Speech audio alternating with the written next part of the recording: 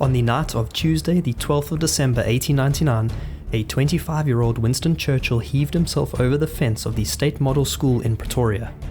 It was here that Winston was being held as a British prisoner of war by the Afrikaans forces during the height of the Anglo-Boer War in South Africa. As he crouched in hiding behind some sparse bushes contemplating his next move, Churchill faced his own personal crossing of the Rubicon moment. The success of the escape plan depended on Winston being joined by his two co-escapees, but Captain Haldane and Sergeant Brocky were nowhere to be seen. Churchill had little time to make his decision. Should he clamber back over the fence to regroup with Haldane and Brocky, or seize his opportunity and make the perilous 300-mile journey to freedom alone? For a man like Winston Churchill, there was no turning back.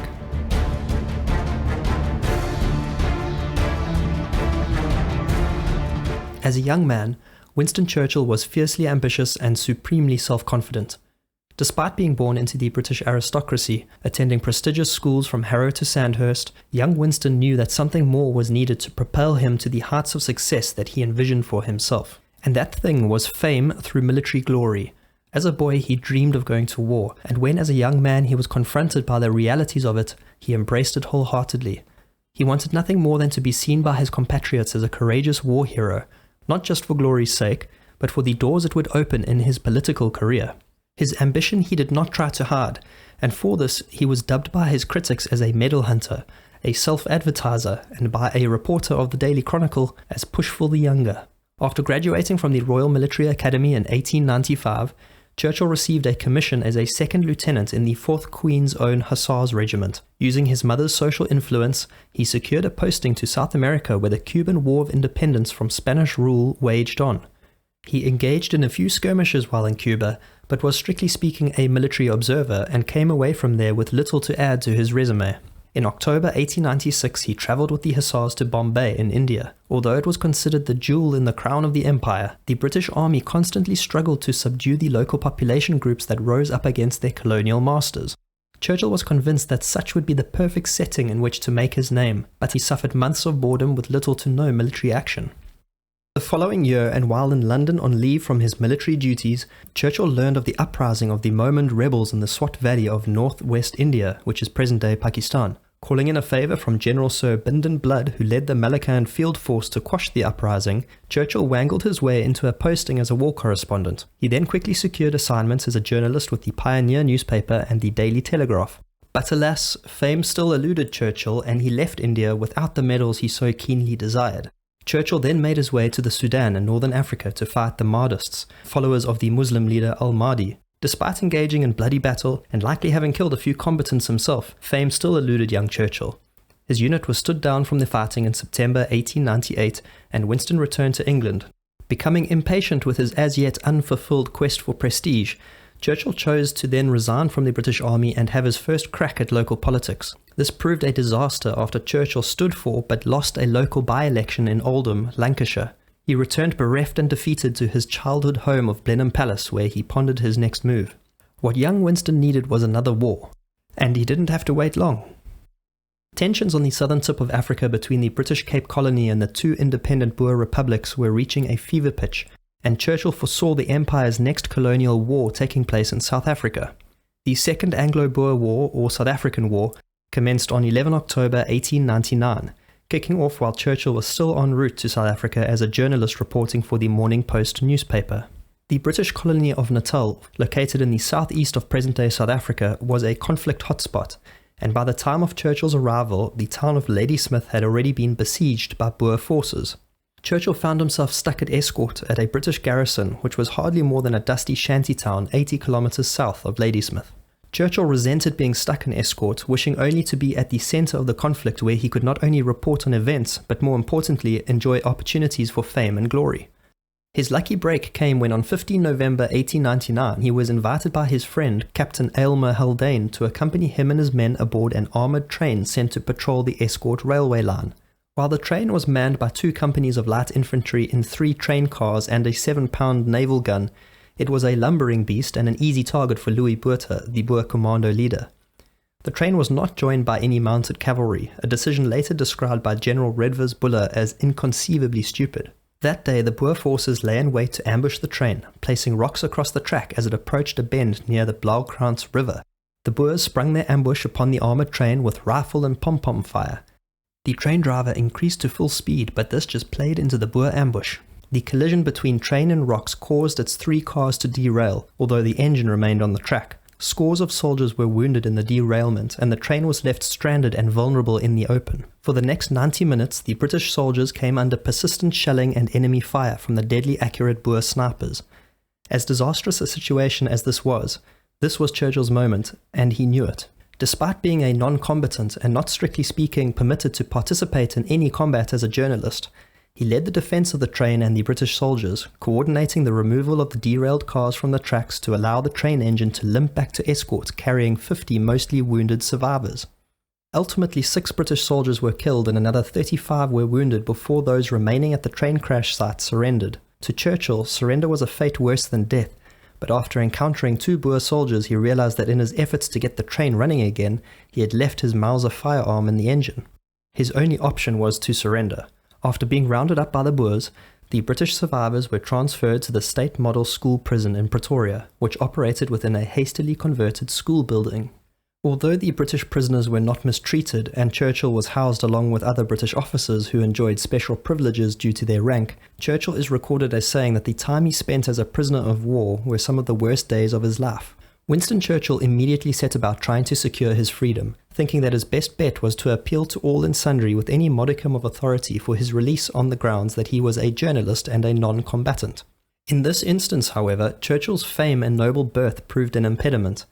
He became the Boers' most prized prisoner, and if the accounts of the Boers present that day of the train ambush were to be believed, Churchill was by no means some lowly correspondent who hid away during the fighting. While the Transvaal Secretary of State for War, Louis de Souza, was somewhat sympathetic of Churchill's situation, he was under instruction from the highest levels of Boer command that under no circumstances should Churchill be released. Churchill's imprisonment as a POW coincided with the period of the Boer War referred to by the British as Black Week. During the week of 10 to 17 December 1899, the British suffered devastating defeats at the hands of the Boers in 3 major battles, namely the Battle of Stormberg, Magasfontein, and Colenso. News of these defeats reached the POWs held at the State Model School and sent Churchill's disposition to new lows of despair. Having exhausted all potential diplomatic avenues to secure his release, including proposing a prisoner exchange, Churchill resolved to escape, and he needed to do so immediately. He started to devise an escape plan which grew more elaborate by the minute, starting with the idea that he and a number of other prisoners would overpower the prison guards, or zarps as they were called, using dumbbells from the prison gym. From there, Churchill's plan became ever more grand, to the point that it included not only escape from the POW camp, but then marching into Pretoria and the total defeat of the Boers. While Churchill got the initial buy-in for his plan from some of the men in the camp, the plot died on the vine as the other inmates were not interested in personal glory and influencing the outcome of the war. They just wanted their freedom. And so Churchill went back to the drawing board, spending his days sullenly staring at a chessboard or glumly reading but finding no enjoyment from his favourite authors. He soon, however, learned of his friend Captain Haldane's plan to escape together with another Sergeant Major, Adam Brockie, who spoke both Dutch and Zulu.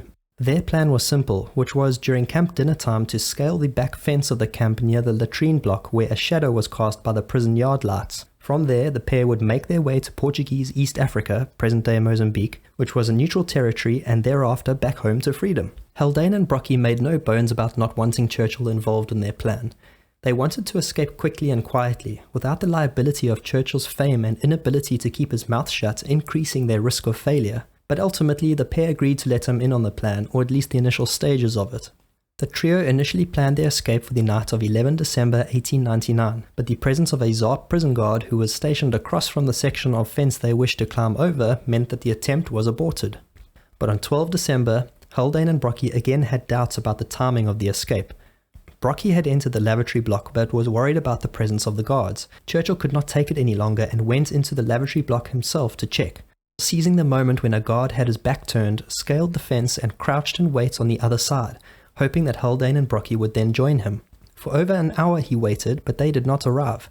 Haldane and Brockie in fact did not even consider that Churchill would climb the fence in that moment, so much so that they returned inside thinking that they would all make a further attempt the next night. When Haldane eventually realized that Churchill had gone against his wishes by jumping the fence alone, he rushed to make his own attempt over the fence, but was spotted by a guard and had to make a hasty retreat. For a few brief moments, Haldane managed to communicate in whispers with Churchill through the fence. Haldane suggested that Churchill return back into the camp, but this was no option for Churchill, who in his own words later recalled, "To go back was impossible. Fate pointed me onward." Having no compass, no map, no food apart from a few small chocolate bars and a biscuit, and not having any knowledge of the local language Afrikaans, the 300-mile journey to Portuguese East Africa would be Churchill's most difficult trial. He knew that at any moment he could be recaptured, or worse, shot, but had no option but to press on towards his goal. Churchill knew that he could never cross the distance on foot, and so resolved to stow away on a train heading east to take him as near to his destination as possible. After scaling the fence, he made his way through Pretoria, the Boer capital city. Miraculously, he encountered nobody to impede his journey and soon found himself on the outskirts of the city. He came upon a set of railway tracks, but had no way to tell which direction they travelled. Not having many options, he followed the tracks until he found a railway station. He managed a desperate leap onto a moving train and then hid away in a boxcar of a goods train for several hours. He alighted from that train before dawn as he feared detection if he remained on the train until it arrived at the next station. To Churchill's great relief, the train he had boarded he noticed was travelling towards the rising sun and accordingly eastwards.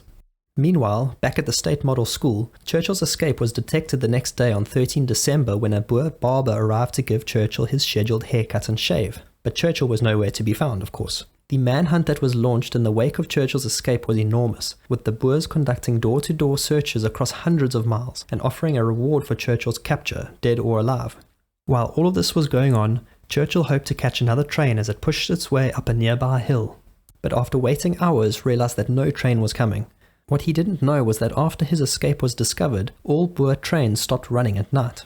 Becoming desperately hungry and knowing that he had no prospects of completing his journey eastwards on foot, he took a massive risk in heading towards some lighted fires that he saw flickering in the distance. He believed the lights to be that of an African kraal, or homestead, and hoped that he may find some assistance from the black Africans who hated the British perhaps just a tad less than they did the Boers. As he neared the lights, he realized, however, that this was no African kraal. This was a Boer coal mine. In his desperation and needing aid of any sort, Churchill took the risk of knocking on the door of a house in the dead of night. To his sheer luck, Churchill had by chance chosen a house occupied by an Englishman, one of only a handful in probably a 1,000-mile radius. John Howard was the mine manager. Howard took Churchill in and had him fed and watered. Together with the assistance of some other Englishmen at the mine, Howard hid Churchill down a mine shaft where he lay among rats and piles of coal for 3 days.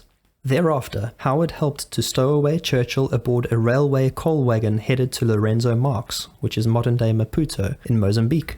Churchill announced himself at the British consulate on 22 December 1899, where he was initially not recognized and turned away.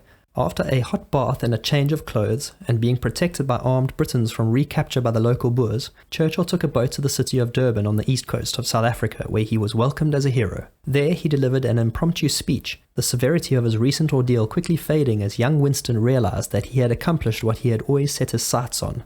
But Churchill was not done yet, not by a long shot. Instead of returning home to England at that point, which is probably what most would have done, he immediately returned to the front as a lieutenant in the South African Light Horse Regiment. Adding insult to the already injured Boer pride and having let their most prized prisoner elude them, Churchill entered Pretoria on 5 June 1900 and successfully liberated the remaining prisoners of war held at the State Model School.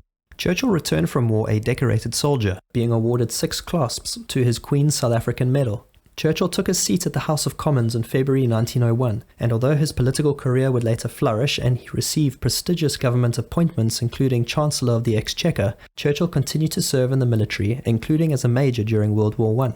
Churchill's political career fell among the weeds during the 1930s when he held no government position, but he again rose to prominence once the British public realized that he was right to criticize Hitler's Nazi dictatorship in Germany and the call for British rearmament. Winston Churchill became British Prime Minister on 10 May 1940, the very day that Adolf Hitler invaded France. His first weeks of leadership were marked by military disaster, but he remained, as always, persistent and steadfast in the face of adversity. Many today remember Winston Churchill as the sharp-witted, cigar-smoking, whiskey-drinking Prime Minister that saw the British to victory in World War II, but his life prior to becoming a world leader, as evidenced by the story just told, is equally as remarkable. A roadside plaque near present-day Escort in the province of KwaZulu-Natal now stands to commemorate the capture site of Winston Churchill by the Boers on 15 November 1899.